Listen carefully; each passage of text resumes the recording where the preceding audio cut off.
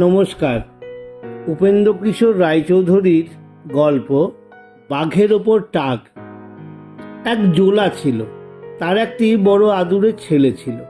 সে যখন যা চাইতো সেটি না নিয়ে কিছুতেই ছাড়ত না। একদিন এক বড় মানুষের ছেলে জোলার বাড়ির সামনে দিয়ে ঘোড়ায় চড়ে যাচ্ছিল। তাকে দেখে জোলার ছেলে তার বাপকে ডেকে বললে, বাবা, আমার কেন ঘোড়া নেই? আমাকে ঘোড়া এনে দাও। জোলা বললে, আমি গরিব মানুষ, ঘোড়া কি করে আনবো? ঘোড়া কিনতে ঢের টাকা লাগে। ছেলে বললে, তা হবে না, আমাকে ঘোড়া এনে দিতেই হবে। বলে সেই ছেলে আগে নেচে নেচে কাঁদলো, তারপরে গড়াগড়ি দিয়ে কাঁদলো, তারপর উঠে তার বাপের হুঁকো কোলকে ভেঙে ফেললো। তাতেও ঘোড়া কিনে দিচ্ছে না দেখে শেষে খাওয়া দাওয়া ছেড়ে দিল। তখন জোলা তো ভারী মুশকিলে পড়ল। ছেলে কিছুতেই খাচ্ছে না দেখে সে ভাবল, এখন তো আর ঘোড়া কিনে না দিলেই হচ্ছে না, দেখি ঘরে কিছু টাকা আছে কিনা। অনেক খুঁজে সে কয়েকটি টাকা বের করলো। তারপর সেই টাকা কাপড়ে বেঁধে সে ঘোড়া কিনতে হাটে চলল। হাটে গিয়ে জোলা ঘোড়াওয়ালাকে জিজ্ঞাসা করলো, হ্যাঁ গা, তোমার ঘোড়ার দাম ক টাকা? ঘোড়াওয়ালা বললে, 50 টাকা। জোলা কাপড়ে বেঁধে মোটে 5টি টাকা এনেছে, 50 টাকা সে কোথা থেকে দেবে? কাজেই সে ঘোড়া কিনতে না পেরে মনের দুঃখে বাড়ি ফিরে চলল। এমন সময় হয়েছে কি, দুজন লোক সেইখানে দাঁড়িয়ে ঝগড়া করছে। তাদের একজন বললে, তোমার কিন্তু বড় মুশকিল হবে। তা শুনে আরেকজন বললে, ঘোড়ার ডিম হবে। ঘোড়ার কিনা ডিম হয় না, তাই ঘোড়ার ডিম হবে বললে বুঝতে হয় যে কিচ্ছু হবে না। কিন্তু জোলা সে কথা জানত না। সে ঘোড়ার ডিমের নাম শুনেই ব্যস্ত হয়ে বলল, ভাই, ঘোড়ার ডিম কোথায় পাওয়া যায় বলতে পারো? সেখানে একটা ভারী দুষ্টু লোক ছিল। সে জোলাকে বলল, আমার সঙ্গে এসো, আমার ঘরে ঘোড়ার ডিম আছে। সেই দুষ্টু লোকটার ঘরে ছিল একটা ফুটি। সে জোলাকে তার সঙ্গে বাড়ি নিয়ে সেই ফুটিটা তার হাতে দিয়ে বললে, এই নাও ঘোড়ার ডিম, দেখো কেমন ফেটে রয়েছে, এক্ষুনি এর ভেতর থেকে ছানা বেরোবে, দেখো ছুটে পালাই না যেন। তখন জোলার আনন্দ দেখে কে? সে জিজ্ঞেস করলে, এর দাম কত? দুষ্টু লোকটা বললে, 5 টাকা। জোলা তখনই সেই 5টা টাকা খুলে দিয়ে ফুটি নিয়ে ঘরে চলল। ফুটি ফেটে রয়েছে, ভেতরে লাল দেখা যাচ্ছে। জোলা ভাবলে, ওই রে, ছানা যদি বেরিয়ে পালাতে চায় তখনই খপ করে ধরে ফেলবো, তারপর গলার চাদর বেঁধে তাকে বাড়ি নিয়ে যাব, যদি লাফায় তবু ছাড়বো না। এমনি নানা কথা ভাবতে ভাবতে জোলা একটা নদীর ধারে এসে উপস্থিত হল। আর ঠিক তখনই তার ভয়ানক জল তেষ্টা পেল। জোলা ডাঙার ওপর ফুটিটা রেখে জল খেতে গিয়েছে। এর মধ্যে যে কোথা থেকে এক শিয়াল সেখানে এসেছে তা সে দেখতে পায়। তার জল খাওয়া হতে হতে শিয়ালও ফুটি প্রায় শেষ করে এনেছে। এমন সময় জোলা তাকে দেখতে পেয়ে, হায় সর্বনাশ, আমার ঘোড়ার ছানা পালালো বলে তাড়া করলে। শিয়ালকে ছুটে ধরা কি জোলার কাজ? সে শিয়াল তাকে মাঠের উপর দিয়ে, বনের ভেতর দিয়ে কোথায় নিয়ে গেল তার ঠিকানা নেই। শেষে জোলা আর চলতে পারে না। তখন ঘরে ফিরতে গিয়ে দেখে পথ হারিয়ে গেছে। তখন রাত হয়েছে, কাজেই আর ঘরে ফিরবার জো ছিল না। জোলা অনেক খুঁজে এক বুড়ির বাড়িতে গিয়ে একটু শোবার জায়গা চেয়ে নিল। বুড়ির 2টি বই ঘর ছিল না।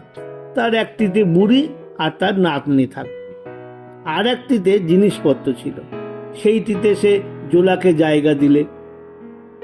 একটা বাঘ রোজ রাত্রে বুড়ির ঘরের পিছনে এসে বসে থাকত।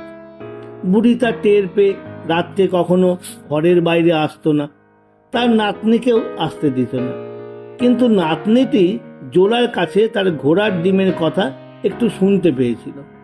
তার কথা ভালো করে শুনবার জন্য সে আবার তার কাছে যেতে চাইল।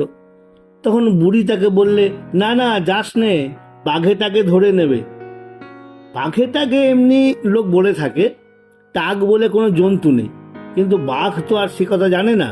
সে ঘরের পিছনে বসে টাগের কথা শুনে ভারী ভাবনায় পড়ে গেছে। সে ঠিক বুঝে নিয়েছে যে টাক তার নিজের চেয়েও ঢের ভয়ানক একটা জানোয়ার বা রাক্ষস বা ভূত হবে।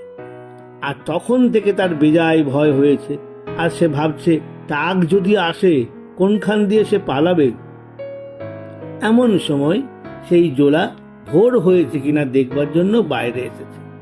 এসেই সে বাঘকে দেখতে পেয়ে মনে করলো, ওই রে, আমার ঘোড়ার ছানা বসে আছে। অমনি সে ছুটে গিয়ে বাঘের নাকে, মুখে, গলায় কাপড় জড়িয়ে তড়াক করে তার পিঠে উঠে বসলো। বাঘ যে তখন কি ভয়ানক চমকে গেল কি বলবো। সে ভাবল, হায় হায়, সর্বনাশ হয়েছে, নিশ্চয়ই আমাকে টাগে ধরেছে। এই মনে করে বাঘ প্রাণের ভয়ে ছুটতে লাগলো, কিন্তু চোখে কাপড় বাঁধা ছিল বলে ভালো করে ছুটতে পারল না। জোলা তো গোড়া থেকেই তার পিঠে চড়ে বসে আছে আর ভাবছে এটা তার ঘোড়ার ছানা। সে ঠিক করে রেখেছে যে একটু ফর্সা হলেই পথ চিনতে পারবে, ঘোড়ার ছানাটাকে নিয়ে বাড়ি যাবে। ফর্সা যখন হলো তখন জোলা দেখলে যে কাজ তো হয়েছে। সে ঘোড়া মনে করে বাঘের ওপর চড়ে বসেছে। তখন আর সে কি করে, সে ভাবলে যে এবারে আর রক্ষে নেই। বাঘ ছুটছে আর বলছে, দোহাই টাক দাদা, আমার ঘাট থেকে নামো, আমি তোমায় পুজো করব।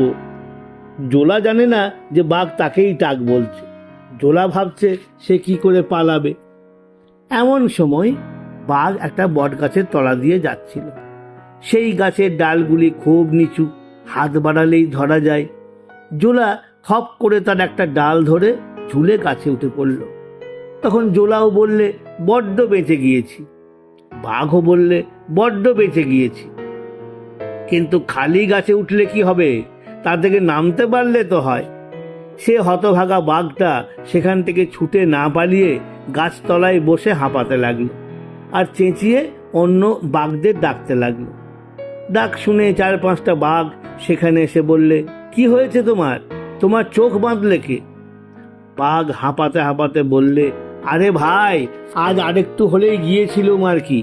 আমাকে টাগে ধরেছিল, অনেক হাত জোর করে পুজো দেব বলতে তবে ছেড়ে দিয়েছে। সেই বেটা আমার চোখ বেঁধে রেখেছে, পুজো না দিলে আবার এসে ধরবে। এই কথা শুনে সব বাঘ মিলে সেই গাছতলায় টাগের পুজো আরম্ভ করলো। বড় বড় মোষ আর হরিণ নিয়ে দলে দলে বাঘ আসতে লাগলো।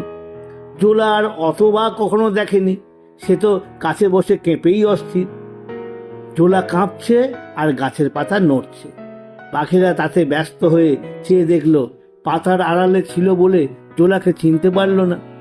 একজন বললে, ভাই, গাছের ওপর ওটা কি? আর একজন বললে, দেখ ভাই, ওটা কি মস্ত লেজ। লেজ তো নয়, জোলা কাপড় ঝুলছিল।